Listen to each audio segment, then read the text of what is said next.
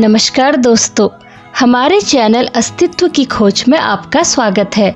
आज की इस वीडियो में हम आपके लिए लाए हैं अहोई अष्टमी की पौराणिक व्रत कथा। इस व्रत में अहोई माता की पूजा की जाती है।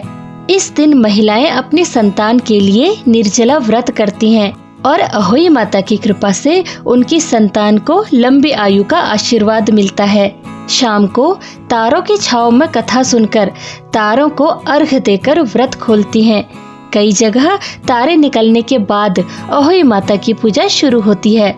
जो महिलाएं इस व्रत को करती हैं, उनका व्रत तभी संपूर्ण माना जाता है जब वो इस व्रत की कथा को सुनती, पढ़ती या दूसरों को पढ़कर सुनाती हैं। तो आइए फिर शुरू करते हैं। प्राचीन काल में एक साहूकार था जिसके 7 बेटे और 7 बहुएं थी। इस साहूकार की एक बेटी भी थी जो दीपावली में ससुराल से मायके आई थी। दीपावली पर घर को लीपने के लिए 7 बहुएं मिट्टी लाने जंगल में गई तो ननद भी उनके साथ चली गई। जहाँ से वे मिट्टी खोद रही थी वहीं पर स्याऊ की मांद थी, यानी स्याऊ का घर था। मिट्टी खोदते समय ननद के हाथ से स्याऊ का बच्चा मर गया। इस वजह से क्रोध में आकर स्याऊ माता ने ननद से कहा कि अब मैं तेरी कोख बांधूंगी। तब ननद ने अपनी 7 भाभियों से प्रार्थना की कि तुम में से कोई मेरे बदले अपनी कोख बंधवा ले। सभी भाभियों ने अपनी कोख बंधवाने से मना कर दिया, लेकिन छोटी भाभी सोचने लगी, अगर मैं कोख ना बंधवाऊंगी तो सासू जी नाराज हो जाएंगी। ऐसा विचार कर ननद के बदले छोटी भाभी ने अपनी कोख बंधवा ली। उसके बाद से जब उसे कोई बच्चा होता तो वह 7 दिन बाद मर जाता। इस तरह एक एक करके उसके 7 पुत्र जन्म के 7वें दिन मृत्यु को प्राप्त हो गए। एक दिन साहूकार की स्त्री ने पंडित जी को बुलाकर पूछा कि क्या बात है, मेरी इस बहू की संतान 7वें दिन क्यों मर जाती है। तब पंडित जी ने बहू से कहा कि तुम काली सुरही गाय की पूजा किया करो। उन्होंने बताया कि दरअसल काली गाय स्याऊ माता की भाईली है, वह तेरी कोख छोड़े तो तेरा बच्चा जिएगा। छोटी बहू ने पूरी लगन से गाय की सेवा की।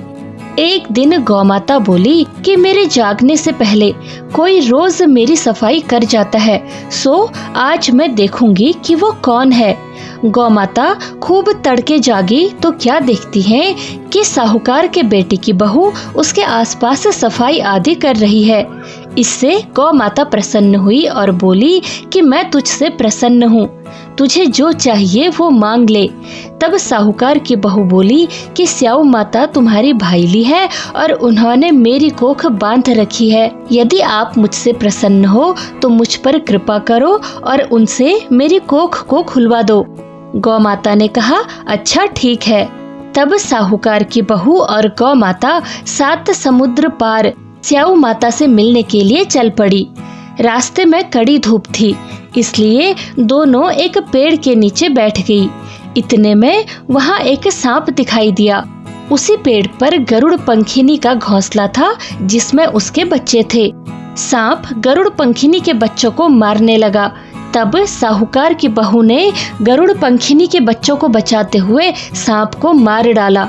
थोड़ी देर में गरुड़ पंखिनी आई तो वहाँ खून पड़ा देखकर साहूकार की बहू को चोंच मारने लगी। तब साहूकारनी बोली कि मैंने तेरे बच्चों को मारा नहीं है, बल्कि सांप तेरे बच्चों को डसने आया था। मैंने तो तेरे बच्चों की रक्षा की है। इससे गरुड़ पंखिनी अत्यंत प्रसन्न हुई और बोली कि मांग, क्या मांगती है।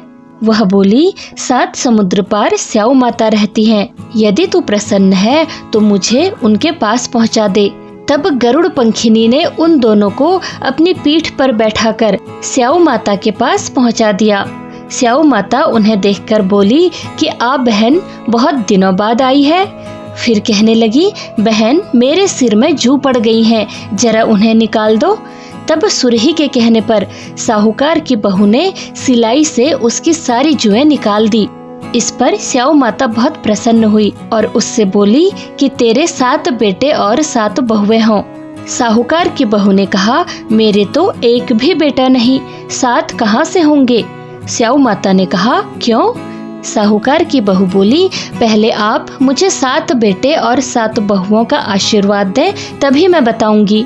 स्याऊ माता ने उसे वचन दे दिया।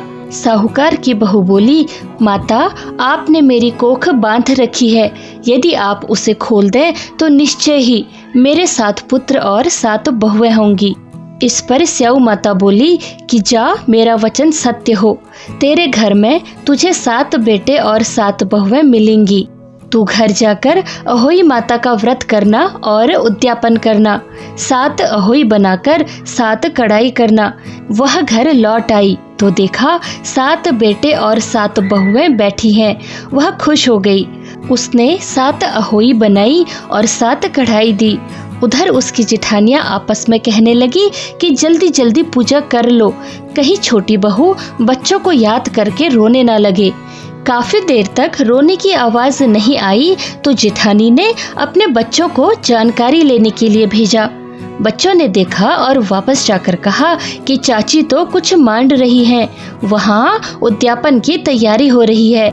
यह सुनते ही जेठानियां दौड़ी दौड़ी छोटी बहू के घर गई। वहां जाकर उन्होंने देखा कि छोटी बहू के घर में उसके 7 बेटे और 7 बहुएं हैं और छोटी बहू व्रत के उद्यापन की तैयारियों में लगी हुई है। इस पर सभी जेठानियों ने जब उससे पूछा तो उसने बताया कि मुझ पर अहोई माता की कृपा हुई है। हे अहोई माता, पहले जैसे उस साहूकार की बहू की कोख बांधी, ऐसे किसी की भी कोख मत बांधना। और जैसे बाद में उसे 7 पुत्र दिए और उन्हें लंबी आयु दी, वैसे ही इस कथा को कहने वाले, सुनने वाले और हुंकारा भरने वाले पर अपनी कृपा बनाए रखना। तो दोस्तों, अहोई माता की कृपा सभी पर बनी रहे। जय अहोई माता।